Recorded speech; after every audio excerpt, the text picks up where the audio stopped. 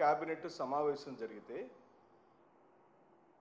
ఆ రాష్ట్ర కేబినెట్ ఏ నిర్ణయాలు తీసుకుంటుందో, మాకేం మేలు జరుగుతుందో అని ప్రజలు లేదా వ్యవస్థలు, ఉద్యోగులు ఆశతో ఎదురు చూసే సందర్భం. కానీ ఓ 14 కేబినెట్ సమావేశాలు ఇప్పటి వరకు జరిగినాయి. చంద్రబాబు నాయుడు గారి ప్రభుత్వ హయాంలో వారు పవర్లోకి వచ్చిన రోజు నుండి 14 సమావేశాలు జరిగినాయి. 14 సమావేశాలలో వ్యవస్థలను బలోపేతం చేయటం కోసం ఏమైనా నిర్ణయాలు తీసుకున్నారా? తీసుకుంటే ఏం తీసుకున్నారు?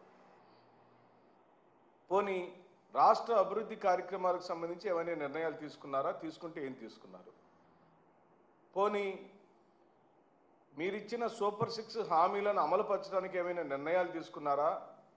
బడ్జెట్ మీద ఏమైనా సమావేశం పెట్టుకున్నారంటే అది లేదు, సున్నా. అంటే రాష్ట్ర కేబినెట్ సమావేశాలన్నీ కామెడీ సమావేశాలుగా మారిపోయాయి, అత్యంత హేయమైనటువంటి సమావేశాలుగా మారిపోయాయి. ఇదంతా ఎందుకు చేస్తున్నారు చంద్రబాబు నాయుడు గారని రాష్ట్ర ప్రజలకు ఓ అనుమానం వస్తే దాన్ని నివృత్తి చేయాల్సిన బాధ్యత వైఎస్ఆర్ కాంగ్రెస్ పార్టీ మీద ఈ రాష్ట్ర ప్రజలు 40% ఓట్లేసిన ప్రజలకు మేము జవాబుదారీతనంతో మీ ముందుకు వచ్చాం. ఇది కేవలం డైవర్షన్ పాలిటిక్స్ జరుగుతుంది. పరిపాలించడంలో ఘోరంగా విఫలమైన చంద్రబాబు నాయుడు గారు రాష్ట్ర ప్రజల దృష్టిని మార్చడం కోసం అనేకమైన పిల్లేరుగంతులు వేస్తూ ఉంటారు, ఎత్తుగడలు వేస్తూ ఉంటారు. కానీ అడ్డదిడ్డంగా రాష్ట్ర ప్రజలకు దొరుకుతూనే ఉంటాడు.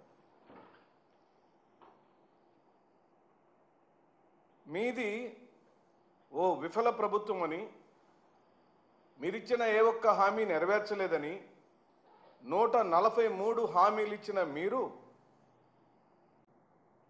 143 హామీలు ఇచ్చిన మీరు ఈ 143 హామీలు మేం చెబుతునే కాదు, మీరిచ్చిన హామీలే.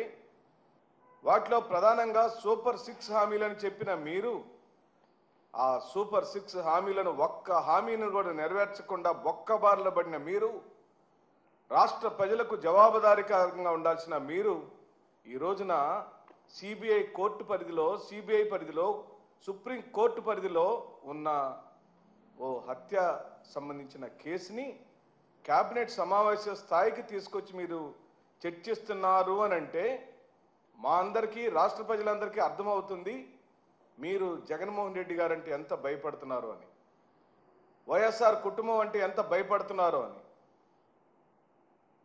వ్యక్తిగతంగా వారి కుటుంబ స్థాయిని దిగజార్చడం కోసం అనేక మార్లు మీరు ప్రయత్నం చేశారు. రాష్ట్ర ప్రజలు మీకు చిత్కారాలు ఇచ్చారు. మీరు కేవలం కేబినెట్ సమావేశాలు పెట్టి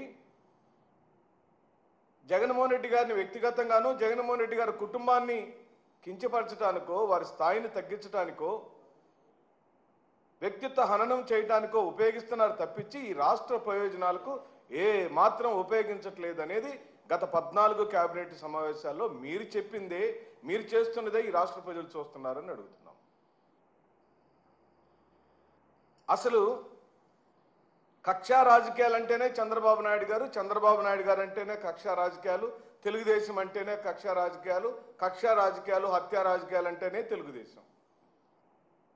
అంటే మనకు అధికారం వచ్చిన తదుపరి మన సమీప రాజకీయ ప్రత్యర్థులను, వారి యొక్క ఆస్తులను ధ్వంసం చేయటం, ధన మాన ప్రాణాలు దోచుకోవటం, లేదా పూర్తిగా వారిని హత్యలు చేయించిన చరిత్ర తెలుగుదేశం పార్టీ హయాంలోనే జరిగినాయి. మీవి కక్షా రాజకీయాలని చెప్పి అభివర్ణిస్తుంది వైఎస్ఆర్ కాంగ్రెస్ పార్టీ. ఎందుకు చెప్పగలుగుతున్నామనంటే సుప్రీంకోర్టు పరిధిలో విచారణలో ఉన్న ఒక అంశం, ఇప్పటికే సిబిఐ చాలా యాక్టివ్గా పనిచేస్తున్న ఒక హత్యానేరం, వివేకానంద రెడ్డి గారి హత్య జరిగిన సందర్భం, దాన్ని రాష్ట్ర ప్రభుత్వం కేబినెట్ సమావేశాల్లో పెట్టి దాన్ని డీజీపీ గారిని సమావేశానికి పిలిచి మీరు మాట్లాడినట్టుగా వార్త రావటాన్ని అపహాస్య పాలైంది మీ కేబినెట్ సమావేశం అని చెప్పి ఆ కేబినెట్ స్థాయిని దిగజార్చారు మీరని చెప్పి చంద్రబాబు నాయుడు గారిని చెబుతూ, హత్యా రాజకీయాల గురించి సమీక్షిద్దామని మీరు అనుకుంటే మరి 2019, 24 మధ్యలో లేదా 2014, 19 మధ్యలో మీ హయాంలో మీ పరిపాలనలో జరిగిన హత్యలకు సమీక్షించ ఎందుకు చేయలేదని వైఎస్ఆర్ కాంగ్రెస్ పార్టీ అడుగుతుంది. ఆ హత్య రాజకీయాల గురించే సమీక్షించాల్సి వస్తే పర్టికులర్గా వివేకానంద రెడ్డి గారి హత్యకు సంబంధించిన సమీక్షని మీరు జరపాలని అనుకున్నప్పుడు వారి హత్య జరిగిన సందర్భంలో ఈ రాష్ట్రంలో ప్రభుత్వంలో ఉంది ఎవరు? ఈ రాష్ట్రాన్ని పరిపాలిస్తుంది మీరు కాదా చంద్రబాబు నాయుడు గారు? మీ పరిపాలనలో వైఎస్ఆర్ గారి సోదరుడు హత్య గావించబడితే ఆనాటి ప్రతిపక్ష నాయకుడైన జగన్మోహన్ రెడ్డి గారు సిబిఐ వేయమని డిమాండ్ చేసిన సందర్భం మీరు మర్చిపోయారా? మీరు వెంటనే ఎందుకు చర్య తీసుకోలేదని చెప్పి అడుగుతున్నాం. మీరెందుకు ఆ కేసుని నీరుగార్చే ప్రయత్నం చేశారని చెప్పి అడుగుతున్నాం. ఓకే, ఆ రోజు హత్య జరిగినప్పుడు మీరు మొద్దు నిద్రపోయారు. ఆ 3-4 నెలల కాలంలో కాలయాపన చేశారు. ఇప్పుడు మళ్ళీ సడన్గా మేల్కొన్నారు. ఎందుకంటే ఇప్పుడు కూడా మీరే అధికారంలో ఉన్నారు. మీరు అధికారంలోకి వచ్చి 9 నెలల కాలమైంది. ఈ 9 నెలల కాలంలో కూడా మీరు మొద్దు నిద్రపోయారు. సాక్షులు అనారోగ్యంతో చనిపోతే, డాక్టర్ల పర్యవేక్షణలో ఉన్న సాక్షులు చనిపోతే దానికి వైఎస్ఆర్ కాంగ్రెస్ పార్టీ కానీ జగన్మోహన్ రెడ్డి గారి కుటుంబం కానీ ఎలా బాధ్యులు అవుతారని చెప్పి అడుగుతున్నాం. ఇదేమి సోద్యమని చెప్పి అడుగుతున్నాం. ఎందుకు ఈ హత్యలను జగన్మోహన్ రెడ్డి గారిని అవమానపరచడం కోసం, జగన్మోహన్ రెడ్డి గారి యొక్క నాయకత్వ స్థాయిని తగ్గించడం కోసం వారిని పదే పదే వారి కుటుంబంలో జరిగిన ఒక హత్యని ఈ రోజున మీరు ఈ రాష్ట్రంలో హైలైట్ చేసి వారిని వారి కుటుంబాన్ని అవమానపరచడం కోసం మీరు చేస్తున్నారు అని చెప్పడానికి ఉదాహరణ వారి యొక్క చెల్లెళ్లను మీ రాజకీయ క్రీడలో వాడుకున్న వైనాన్ని మేము గుర్తు చేస్తున్నాం. ఏమైనా సిగ్గుందా అని చెప్పి అడుగుతున్నాం. ఒక కుటుంబంలోని ఆడవాళ్ళు తెలిసి తెలియక రాజకీయాల మీద పూర్తిగా అవగాహన లేక నోటికొచ్చింది మాట్లాడితే వాళ్ళని ఆ రోజున ఎన్నికల సమయంలో మీరు వాడుకొని వారిని ఎన్నికల ప్రచారంలో జగన్మోహన్ రెడ్డి గారిని దుమ్మెత్తిపోయించడానికి వాడుకొని ఈ రోజున 8 నెలల కాలం మీరు పరిపాలించిన ఈ 9 నెలల కాలంలో వివేకానంద రెడ్డి గారి హత్య కేసుని మీరెందుకు మొదటి రోజే సమీక్షించలేదని చెప్పి అడుగుతున్నాం.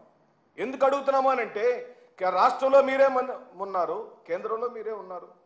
ఈ రాష్ట్రంలో పరిపాలిస్తుంది మీ 2 పార్టీలే, కేంద్రంలో పరిపాలిస్తుంది బీజేపీ పార్టీనే.